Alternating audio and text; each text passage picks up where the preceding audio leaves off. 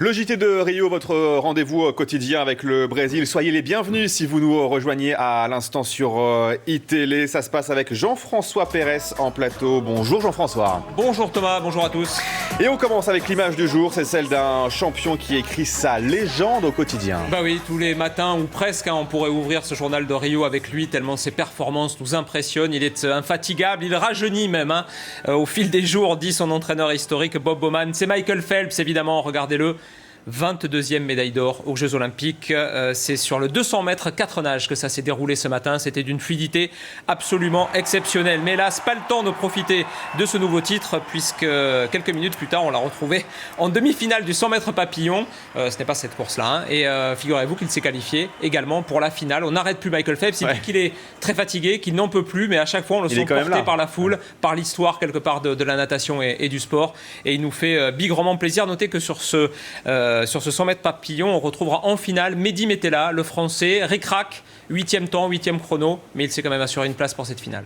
Autre nouvelle de la nuit, un coup de tonnerre. Le premier cas de dopage de ces Jeux, il concerne une nageuse chinoise. Oui, elle s'appelle Chen Xinhe, elle a 18 ans, à peine testée positive lors de la finale du 100 mètres papillon qu'elle avait terminée à la 4e place. Des traces d'un produit masquant interdit ont été retrouvées dans ses urines. La nageuse a fait appel auprès du comité international olympique. Ce sont les médias chinois qui se sont emparés de l'affaire et qui l'ont dévoilé. Mais enfin, vu le contexte de suspicion autour du dopage des athlètes et de la natation en particulier, on peut se douter que sa compétition s'est terminée avec ce contrôle. Effectivement. Avant de reparler longuement des 5 médailles françaises, on reste dans les bassins avec la belle prestation de Florent Manodou. Oui, Florent Manodou qui avait un message à envoyer à la concurrence.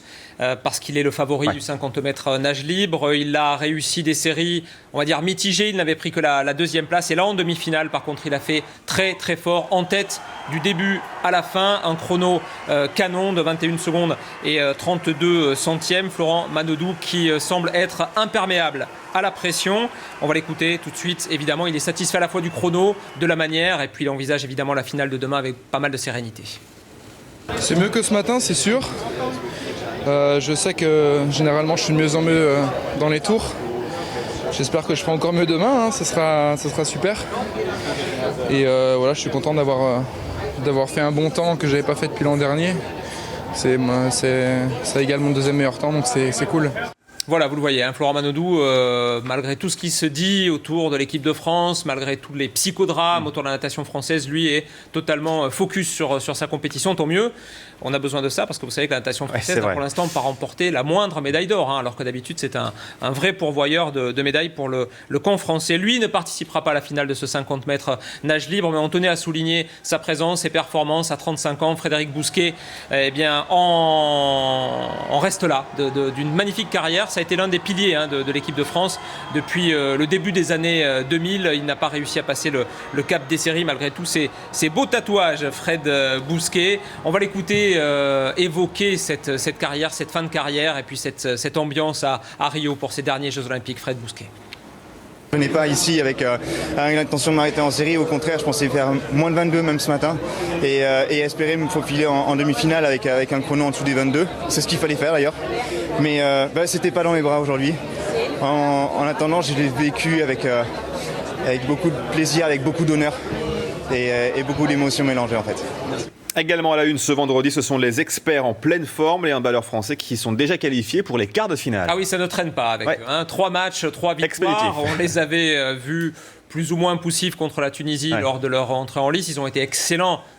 Quasiment contre le Qatar qu'ils avaient puni hier 30 à 15. Et puis la victoire contre l'Argentine, c'était un petit peu moins brillant, mais l'adversaire était quand même de valeur. 31 à 24, score final pour les experts. Donc 3e victoire d'affilée, une qualification d'ores et déjà assurée pour les quarts de finale. On va écouter Thierry Omeyer, le gardien de but de cette équipe de France de handball, qui savoure au jour le jour. Je pense qu'on a bien abordé le match.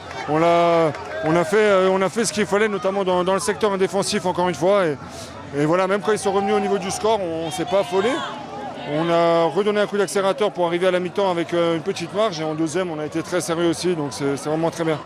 Voilà les doubles champions olympiques en titre qui font le boulot pour l'instant d'une manière assez formidable, très professionnelle. Et puis, il faut dire aussi qu'ils sont entourés de supporters inconditionnels qui mettent Vous avez raison. une ambiance du diable dans la salle de handball des Jeux Olympiques de Rio. Vous allez voir, au point quasiment de ressusciter Bézu. Vous vous souvenez de Bézu? Ouais. Allez, c'est parti. Séquence.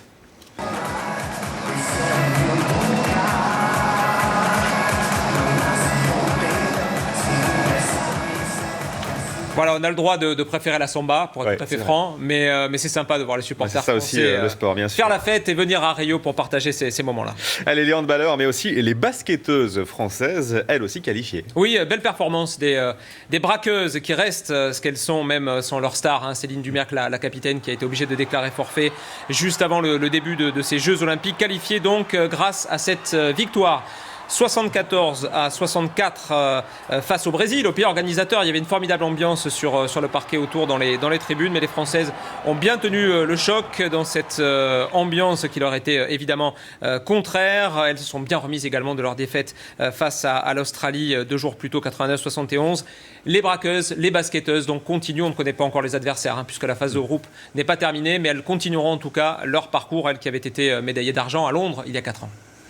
5 médailles donc pour la France. On va juste parler du volley avant, parce qu'il ne faut pas les oublier. C'est vrai qu'eux pour l'instant ne sont pas qualifiés, mais le team Yavbou, vous savez, retrouve des couleurs. Il a corrigé le Canada, le collectif français, 3-7-0, et l'homme du match, c'est la star de cette équipe de France, regardez, Erwin Ngapet, auteur de 21 points, dont 3 aces, tout sourire. Ngapet, c'est les hommes de Laurent Tilly qui ont un pied, pas encore tout à fait, mais ça ne saurait tarder désormais, un pied en quart de finale. Prochain adversaire, ce sera les États-Unis. Ce sera, on est quoi, vendredi aujourd'hui, ce sera demain soir 22h. Allez, bravo à eux. 5 médailles donc pour la France, je le disais ce jeudi, 1 d'argent, 4 de bronze.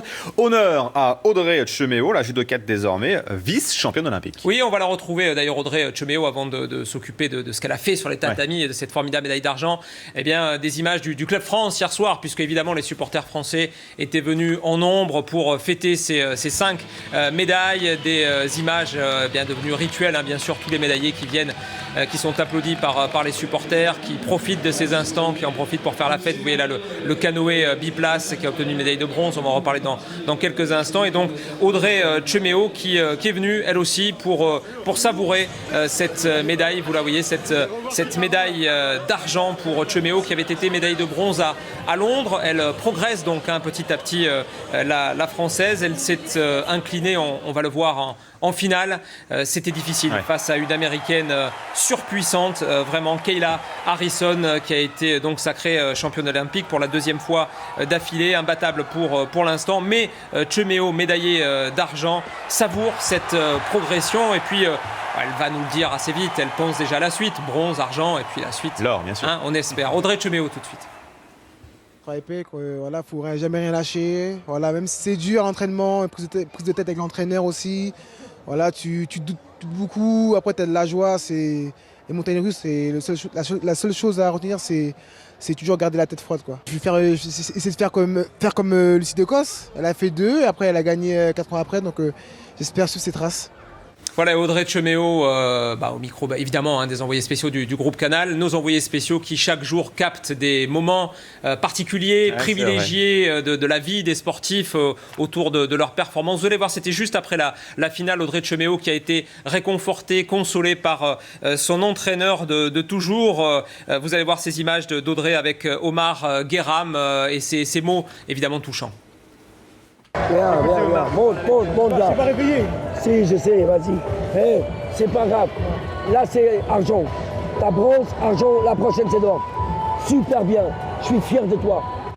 Voilà pour la première médaille en judo. 2 médailles en judo, celle aussi de Cyril Marais. Oui, Marais enfin sur le podium des moins de 100 kilos. C'est un judoka qui a 29 ans, très attachant, très sympa. Sa grande passion, c'est la pêche à la carpe. Il est capable de se relever la nuit pour ça. Il va chercher des morceaux de 25-30 kilos parfois, des choses absolument monstrueuses. Et là, il a ramené le bronze. C'est très bien. Il n'était jamais monté sur un podium international, ni Jeux Olympiques, ni Championnat du Monde. Cette fois, c'est fait. Il avait les larmes aux yeux, vraiment, au moment de saluer, vous le voyez, cette magnifique performance, la récompense de nombreuses années de travail. C'est ce qu'il nous a dit juste après le combat. On l'écoute.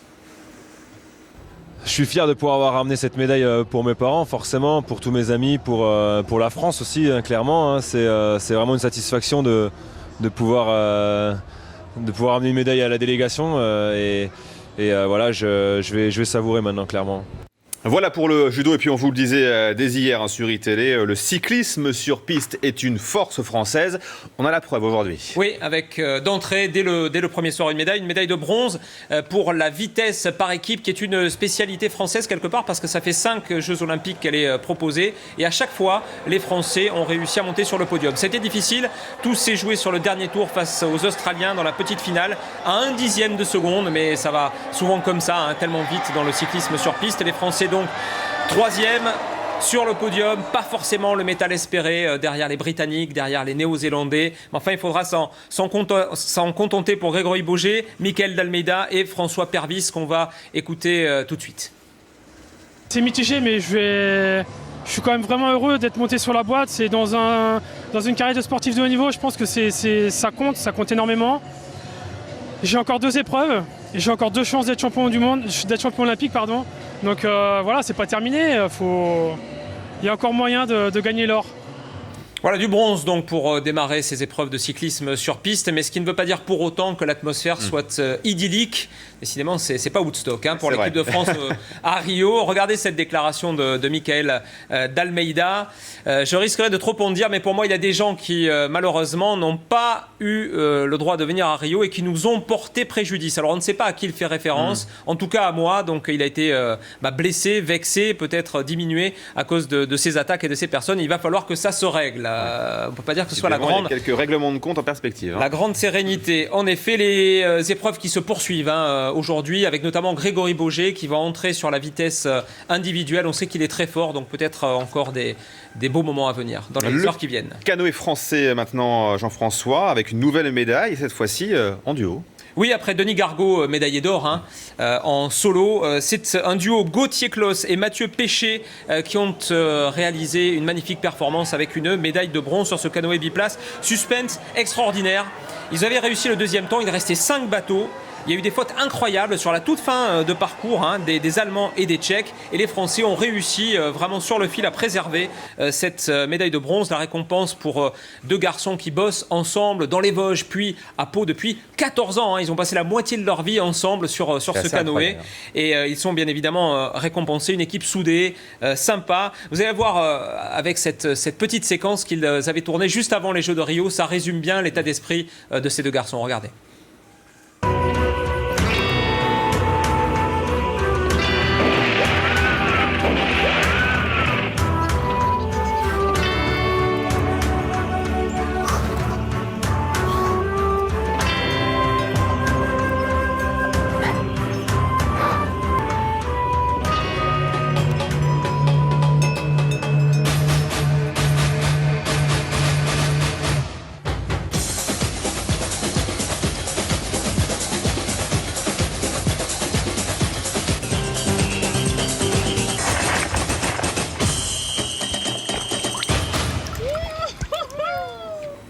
Voilà la Mirabelle, les ballons, on voit bien qu'ils viennent des Vosges, ces garçons, mais c'était vraiment sympa et on est content pour eux qu'ils aient obtenu une médaille de bronze. Ça serait dommage d'ailleurs que le canoë biplace disparaisse du programme des Jeux parce qu'il est menacé et après ce qu'on a vécu hier, ça faisait vraiment partie des moments forts de la journée d'hier. On aimerait bien que ça reste, même d'ailleurs au-delà du fait que les Français obtiennent ou pas des médailles, c'est quand même un chouette sport. Allez, bravo à eux. Enfin, l'Aviron qui débloque à son tour son compteur, c'est aussi une bonne nouvelle. Oui, première médaille. Enfin, il y a eu pas mal de finales et pas mal de petites déceptions, même si l'adversité évidemment est extrême. C'est du bronze pour le 400 barreur poids léger. Il termine derrière la Suisse, championne olympique, Franck Solforosi, Guillaume Reynaud, Thomas Barouk et Thibaut Collard. Eux aussi bossent bien 4 ans à chaque fois pour essayer de monter sur la boîte. Cette fois, c'est bon, ils sont contents et même plus que ça. On va écouter Franck Solforosi.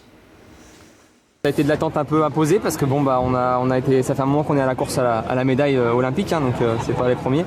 Mais là, ça valait le coup d'attendre effectivement. Là maintenant, la consécration d'une carrière, de nombreuses années d'entraînement et d'efforts et de sacrifices. Allez, voilà pour les satisfactions. On passe maintenant au tennis et à Gaël Monfils, l'arbre qui cache la forêt de la médiocrité française? Oui, il va falloir mettre un tacle là parce que franchement, c'est pas possible. Bon, mon fils, tout d'abord, on est content pour lui. Il adore les Jeux Olympiques. Il s'y sent bien, il donne tout et quelque part c'est mérité, c'est logique. Bravo à lui. Belle performance. Victoire en 3-7 contre Marin Cilic, le Croate, qui est quand même un joueur qui a remporté déjà un tournoi du Grand Chelem, l'US Open. Donc bravo. Il est qualifié pour les quarts de finale. Il sera opposé au Japonais Kei Nishikori. Ça va être difficile évidemment, mais c'est pas impossible pour Gaël Monfils qui est capable de tout, surtout quand il est lancé comme ça.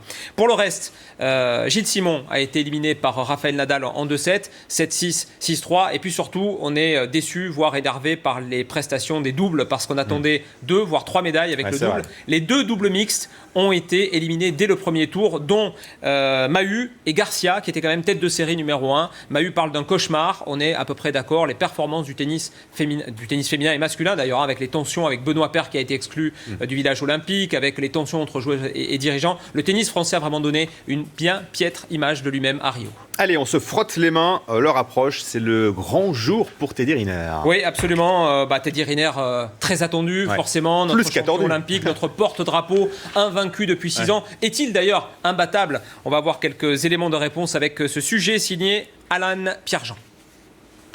Depuis son arrivée au Brésil, il y a un peu plus d'une semaine, Teddy Riner s'entraîne chaque jour dans une université de Rio.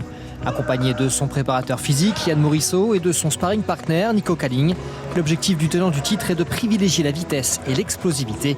Rien n'est laissé au hasard pour conserver un titre acquis il y a 4 ans. Mais après, il faut toujours garder à l'esprit que tout peut arriver. Le sport, c'est aléatoire et voilà, les adversaires, eux aussi, ils ont faim, eux aussi, ils se sont entraînés et eux aussi, ils aimeraient avoir une belle médaille. Maintenant, il faut faire les combats, comme je le dis, step by step. Et puis voilà, les choses vont se faire. Il n'y a pas de raison. Voilà, moi, j'ai très faim. Je veux cette médaille et je veux faire ce qu'il faut. Un entraînement de haut niveau et une analyse fine du tableau de la compétition. Le judoka a déjà coché le nom de ses probables adversaires.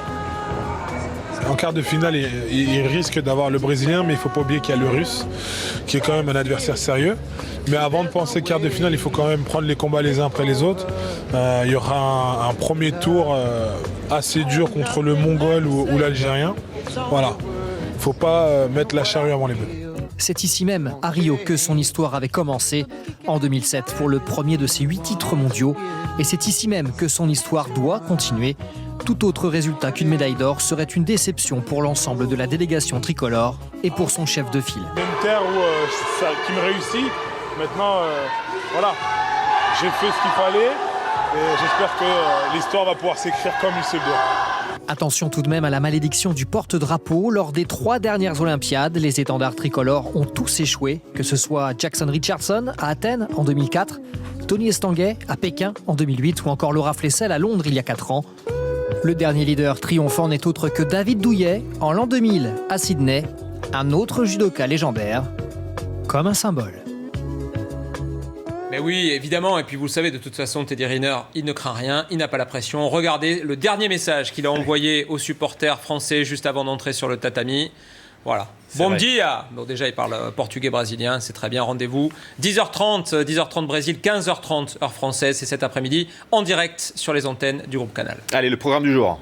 Programme du jour très riche, forcément, avec le judo, évidemment, Riner, on n'y revient pas. L'aviron avec de bonnes chances de médaille encore aujourd'hui. On espère avoir une bonne surprise. Le cyclisme sur piste, on en a parlé. Puis c'est le grand début de l'athlétisme, avec traditionnellement la finale du 10 000 mètres féminin qui ouvre les Jeux Olympiques et les championnats du monde. Et puis côté français, on aura notamment l'entrée en lice de Pierre-Ambroise Boss sur le 800 mètres. Du foot avec le quart de finale des Françaises face au Canada. Ce sera dans la nuit, on vous en reparlera demain matin. Du basket avec France-Venezuela pour la bande à Parker, un adversaire normalement à la portée des Français, et puis évidemment la suite de la natation et la fameuse finale de Florent Manodou. Allez, un point complet sur les médailles maintenant. Oui, on est sorti du top 10 parce qu'on n'a pas eu de médaille d'or. C'est ça. Malgré les 5, on sort, mais c'est pas grave. On est 11e, regardez, 11 médailles, le total commence à devenir intéressant, mais on est encore quand même assez loin. La France assez loin des États-Unis et de ses 16 médailles d'or, ça fait toujours rêver. C'était votre JT de Rio. Merci Jean-François Pérez. Merci Thomas. L'image de fin, c'est un trou en un. Regardez comme on le dit dans le monde du golf. Un exploit signé du golfeur britannique Justin Rose. Histoire aussi, bien sûr, vous le disiez, de saluer le retour de la discipline au programme des JO. On se quitte sur ces belles images. À demain.